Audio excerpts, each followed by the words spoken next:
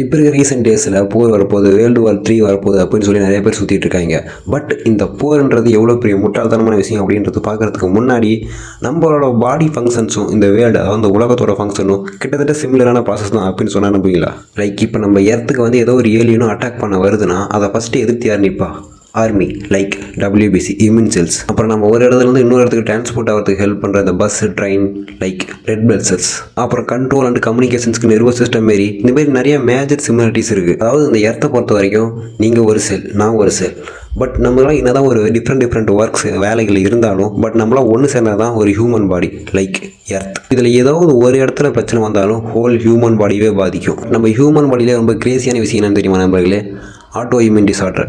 அதாவது நம்மளோட சொந்த இம்யூன் செல்ஸே நம்ம சொந்த ஆர்கன்ஸை டேமேஜ் பண்ணுறது தான் இந்த ஆட்டோ இம்யூன் டிசார்டர். அதாவது இந்த ஆட்டோ இம்யூன் டிசார்டர் தான் இப்போ இருக்க வார். எந்த வாராக கூட இருக்கலாம், லைக் இந்தியா பாகிஸ்தான் வாராக இருக்கலாம், அமெரிக்கா ஈரான் வாராக இருக்கலாம், இல்லை அமெரிக்கா ரஷ்யா வாராக இருக்கலாம். Whatever it is a war. அதாவது இங்கே ரெண்டு பேரும் சேம் செட் ஆஃப் பீப்புள் தான். அங்கே எதுக்கு சண்டை போடுறாங்கன்னு எங்களுக்கே தெரியல. ஸோ இந்த வார் இன்க்ரீஸ் ஆனிச்சுன்னா பிரச்சனை என்னமோ அந்த ஹியூமனுக்கு தான், அதாவது இந்த வேர்ல்டுக்கு.